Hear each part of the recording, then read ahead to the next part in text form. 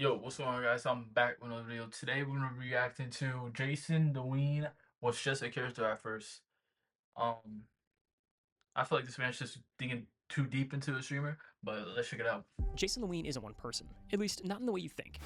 Everything Jason does plays into a bigger performance, a career built on turning himself into different characters online. Sometimes he's a cringy TikToker, others he's an IRL streamer, or a musical artist. It feels like every few months, he's onto an entirely new thing. And yet, every time he changes character, the crowd gets bigger. But what if I told you none of it happened by accident? The cringe, the characters, the constant reinventions, all of it was a part of a plan. In truth, it was never about the views or fame. Jason was chasing something else. Like, I gotta be successful quick so that he can live a happier life, and I've never told him that. For Jason Wynn, the American dream smelled a lot like acetone. It was the life his parents, immigrants from Vietnam, painstakingly built inside a small nail salon in Fort Worth, Texas. Jason spent plenty of afternoons there, doing homework on the counter with the buzz of nail drills in the background. He was a quiet kid, the kind that got straight A's, won spelling bees, and never really caused any trouble. From elementary school through high school, he mostly flew under the radar. But he couldn't ignore what he saw at home. His parents were older than everyone else's. They never took a day off, and every dollar they earned came from hunching over a manicure table. Somewhere along the way, he made himself a promise. Retire them. Get mom and dad out of that salon for good. The only problem was he was 15. No license, no job, no way to make real money. Then 2019 rolled around, and a new kind of gold rush showed up on his phone. It started when a company called ByteDance bought this massive but relatively dead app called Musical.ly. They gutted it, rebranded it, and TikTok was released. The app as a whole worked differently than any other social platform. Videos were meant to be short. TikTok legit has changed so many, and has like become the new meta to like blow up. Like if you're trying to get blow up, post your clips on TikTok. It just works. Back then, now it's kind of hard because everyone's doing the same thing. Less than a minute in length. And instead of you, the user, choosing who to follow and what kind of content to see, the algorithm really chooses for you. Within a year of the release, TikTok hit the top of the download charts like a nuke. In the blink of an eye, you had kids like Charli D'Amelio, going from filming TikTok dances in her bedroom with 0 followers to just a few months later. Alright, bro, I'm gonna be honest, this whole like TikTok era of just doing dance and stuff, because it was still, if y'all don't know, Musical.ly was basically like a song, like a lip syncing song. Like people make videos of them having the phone like this, and they do like, you know, and then it changed. It got better than TikTok, and now it was the same thing at the beginning, but it kind of evolved, and now it's more like a clips, memes, whatever, AI. Moving to everything, starring in Hulu shows, Super Bowl commercials, signing multi-million-dollar deals with Dunkin', Damn, Morphe Cosmetics. M's. And Jason thought, well, why not me? But here's the thing, social media algorithms feed on flair. They boost the stuff that grabs your attention, creates urgency, stirs FOMO. And honestly, Jason didn't have that kind of personality. There wasn't much about him that really created conversations. So what does he do? Well, he became someone else. Now, this kind of seems a lot more like an Internet 101 video than a JasonTheWeen documentary at this point. But pay attention because this all ties in here in a minute. You see, those cringy, over-the-top personalities online aren't anything new. Actually, it goes all the way back to 2009, to iCarly. Hey, it's Fred. I'm gonna be on iCarly. Fred is really one of the OGs of this. It's this annoying, polarizing, eccentric character, which love it or hate it, it stops your scroll. For whatever reason, it makes people comment, share, and talk about it. And we've seen this same strategy a million times since Fred. From Neon to that man Fred had like a deal on Nickelodeon, bro. Not only did he have his show, he was like on 2 Nickelodeon shows. And then he had a whole movie. Like 3 movies. Why do we need 3 Fred movies? Speed. It's a tried and true way to rack up some views on social media. And Jason weaponized this, creating some of the most hard to watch nails on a chalkboard type videos. Mommy, I need milk, Mom. It didn't really take too long before these TikToks were pulling in millions of views, and Jason was growing an actual audience. And with a few viral videos and a snowballing fan base came sponsors. Oh, me, plant-based nuggets. You For about a year or so, Jason kept up with this, creating cringy videos, trolling online, and for a while it was great. But then 2 problems hit. First, his TikTok accounts kept getting banned. No warnings, no appeals. One day he'd have hundreds of thousands of followers, the next, gone. Deleted like they never existed.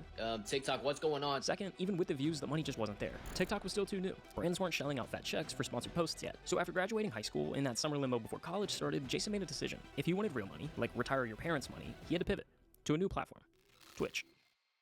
Now, growing on Twitch, that's a different beast. It's not like TikTok where one lucky post can shoot you into the algorithm. Bro, I'm gonna be honest, if you're just going to Twitch and just streaming, you're not gonna grow, bro, because it is so hard to grow on Twitch if you're just streaming. Which is crazy because the whole point of going on Twitch is to stream. But the thing is, no one tunes into your streams. Nobody, bro. Like, Twitch doesn't push streams that don't have any views. The mixed stratosphere, Twitch is slow, brutal, and unforgiving. And in my opinion, it's probably the hardest platform to build an audience on, which is exactly why Jason had to get strategic.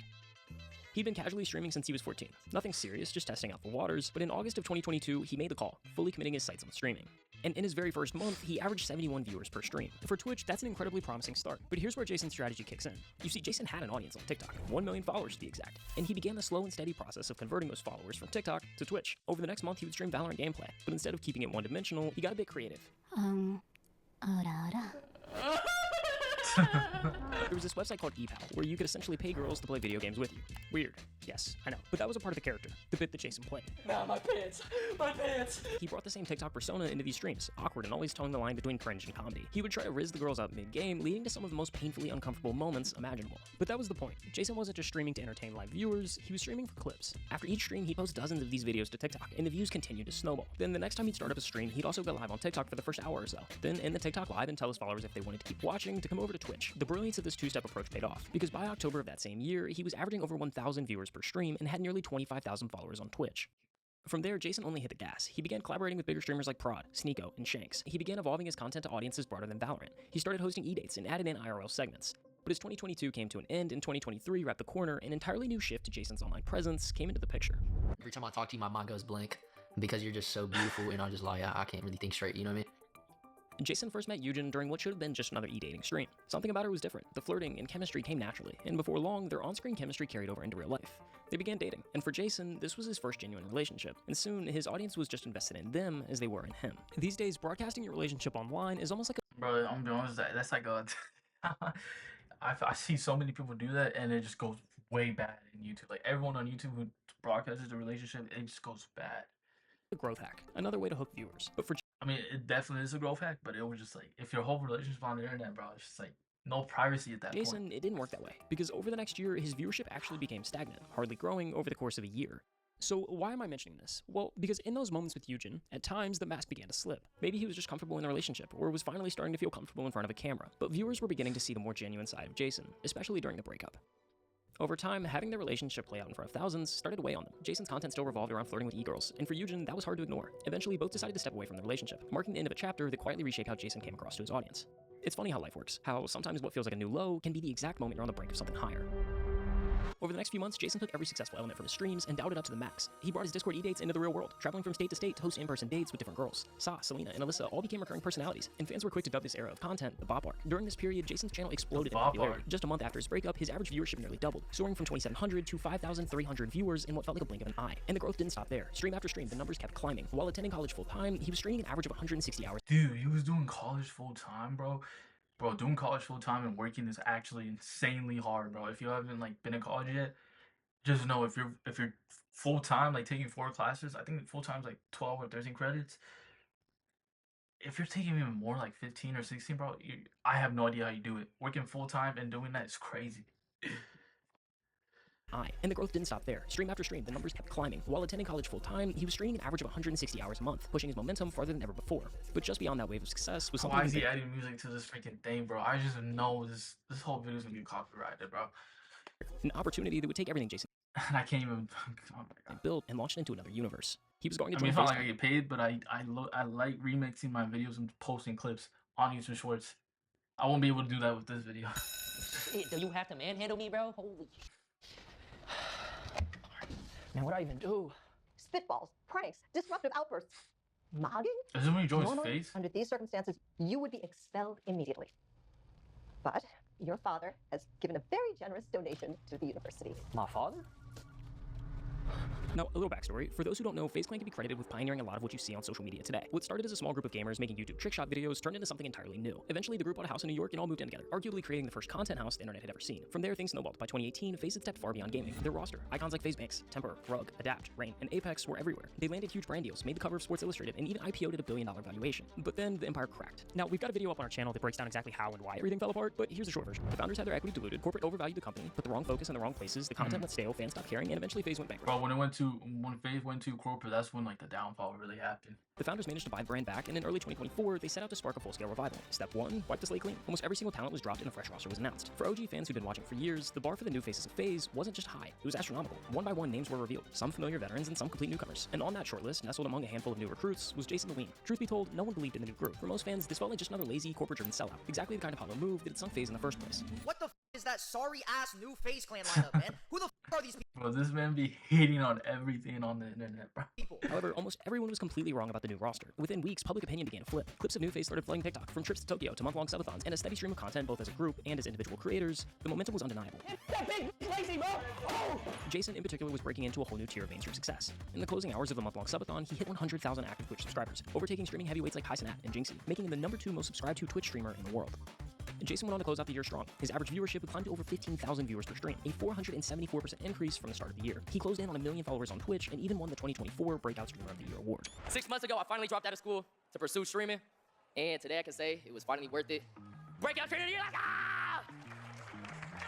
Up to this point, a lot of Jason's success had been built around the persona I've been talking about. The guy who will pull the most over-the-top stunts to rizz up girls, purely to send his chat into chaos. But there's a risk in leaning too heavily on one gimmick to keep people entertained. Take Fred, for example. At first, the high-pitched, squeaky voice and hyper-edited ADHD-style videos were hilarious. People couldn't get enough, and it shot him into the spotlight. But over time, the bits started to feel repetitive, predictable. Bro, I still can't believe that Fred got 3 movies, 2 TV shows on Nickelodeon, bro. And they gave him the bag because they freaking wanted to sign this man ASAP. And eventually, his audience moved on. At some point, Jason realized this and decided to make a few changes. But yeah, I don't know if you knew this, but the girl content has been slowing down. Wait, why is the girl content slowing down? Because, you know, I've realized. Jason, girl content? Not happening? I'm not subbing anymore. Wait, so you're quitting girl content? I'm not quitting, I'm just slowing down. I just feel like, you know, it's time to evolve. Heading into 2025, Jason started taking off the mask. Instead of chasing whatever performance would go viral or playing solely to what the chat demanded, he began building streams around what he genuinely wanted to do. The exaggerated persona took a backseat, and his natural self started to come through on stream. Who's your favorite Asian YouTuber? Just say it, bro. Higa. I didn't say it. That's his name. That's his name. With the mask coming off, his content stopped being confined to 4 walls, and the world itself became the stage. In South Korea, he met NewJeans, one of the biggest K-pop girl groups on the planet. Yo, I'm not gonna lie, this is crazy. From there, he took his journey to England, where things truly snowballed. Within days of landing, Jason was filming with some of the UK's biggest creators, Angry Jenj, Deji, and George Clarkey, before stepping in front of a camera Yo, he streamed with Deji? I did not know he made a video with Deji. for a Sidemen 20v1 video. Wingardium Pregnoto. You feel that? For any creator, being featured in a am Sidemen from video Sidemen. is a huge milestone, but the momentum didn't stop there. Just before the shoot, news had broken that he'd joined the cast of Inside, a Netflix reality series created by the Sidemen themselves. And then came the moment that would put him in front of one of the largest audiences of his career, the Sidemen charity match. All 90,000 seats at Wembley sold out. Over 2.7 million tuned in live. The roster included titans like Mr. Beast, Logan Paul, IShowSpeed, and Kai Cenat. And for the first time, Jason wasn't the weird kid trying to make a name for himself on social media. He was one of them. He was now a part of the club he once watched from the outside. He had the numbers, the clout, the collaborations, Wembley Stadium crowds, Netflix credits, his name alongside the biggest creators on the planet. But none of that was the finish line. Because long before the Twitch records, FaZe Clan, and charity matches, this all started in a small Texas suburb, with a quiet kid who promised himself one thing: retire mom and dad.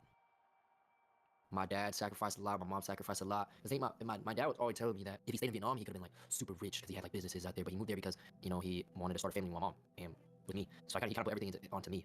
And sometimes I would feel like I need to be successful due to, you know, all my parents' sacrifices. You see, success and sacrifices are like 2 faces on the same coin, inseparable, each defying the other. One side shapes you into someone capable of winning, while the other validates every hard choice you've made to get there. Think of just about any successful person, not the rare one-hit wonder, but the ones who've truly built something lasting. All of them have paid a steep price, a big chunk of their life traded away in exchange for a shot at the position they're in today. For Jason, sacrifice has worn many faces over the years, and since middle school, it's often come in the form of relationships. Honestly, in middle school, they used to call me Chino because I was surrounded by a lot of Mexicans. Okay. So there's not a lot of Asians in my school, so I'd have to, you know, I guess adapt or learn new cultures. So that was also a struggle. Like sometimes I would be scared to speak Vietnamese on the phone because some kids, I knew they would make fun of me, things like that. But in middle school, I'd be like self-conscious. Yeah. Like, and I'd sometimes want to be like, I guess not want to be a different race, but like dress. I'd dress a certain way. I'd do my hair a certain way. Oh, like Things like that. And you mentioned that your dad had like left behind a lot of stuff to come here. Were you Yeah. born there or born here? Born here. And you mentioned that like there was some amount of like pressure that you were feeling. Yeah. So I'm getting the sense of you of like the clock is kind of ticking. Bro, that's like a lot, bro. Not only it's like a huge cultural change from being you, but even like I feel like when you're surrounded by like, you know, when you're surrounded by like a different race, it's kind of hard to adapt to their culture and stuff, especially since like, you know, it's like a whole cultural shift, but the whole cultural shift is actually kind of hard. Mhm. I'm also getting the sense that your parents like sacrificed and you're like an only child. So it's kind of like, you know, you get Yeah. one shot, right? And so kind of like it has to count. Like everything's on your shoulders. Yeah. So when you tell your parents, like, let's say, like, I'm gonna pretend to be you for a second, okay? Let's do a little bit of role play. You okay with that? Hey, mom, dad, like, I'm concerned that y'all are getting a little bit older, and I'd love to spend more time with y'all before, you know, kind of gets too late. Like, I know that y'all made a lot of sacrifices for me, and I'm grateful for that. I feel like grateful and indebted to you, and you guys have done so much for me, and like, I want to give that back, and I'm afraid that I'm running out of time to be able to do that. Damn. So I feel like this immense pressure to be like really successful, like today, because I don't have a whole lot of time to tell you how grateful I am. Yeah, I'm pretending to be my dad. Yeah, what's it like to hear that, first of all? I feel really emotional. Feel like thinking I should tell him that. I want him to know that this is why I'm doing this. Since blowing up over the past couple of years, he kept that promise in motion. He's bought his parents new cars, surprised them with $10,000, and is now on the path to fully retiring them. For Jason, making content is about giving back to the people who've been in his corner since the start, not personal success or to stroke his own ego. Last year, he became Twitch's #1 most subscribed Asian creator. Damn, nearly 8,000 subscribers. Bro, I'm gonna be honest, this man's really like grown, bro. Cause I remember, look, I know I don't really watch him like that, but I did used to watch him on TikTok. I remember he used to pop up on my For You page and he used to do like the corniest things. And then I saw when he started doing streaming, he started posting the clips. I saw that too. And now just see that this man evolved to this like great of a height is actually like very inspirational. But I'm instead not of gonna lie. keeping the spotlight all to himself, he used his platform to highlight other Asian creators and musicians. Ever since JasonTheWeen has taken his next level, he's putting a lot of Asian people on for real. In doing so, he's become more than just a streamer. He's become someone Asian kids growing up in America can look up to. Someone who proved you can be yourself and still win. And he's done it without bending to the old pressure to fit in. The very things he once tried to hide are now the things he stands out for. Jason's only 21, but his story's already proved enough. In the end, every sacrifice, every late night, every hard choice was worth it. Hey, let that be a key thing, bro. If whatever you're trying to do in life, bro, you gotta make sacrifice, bro. Every sacrifice will eventually be worth it. I'll catch you on the next one. Peace. Also, let me know what you want me to react to. Because I'm gonna be honest, it's kind of hard finding what to react to. Because I'll be on YouTube and I'll be trying to find videos to react to. And it's kind of hard because I don't really know what my audience actually likes.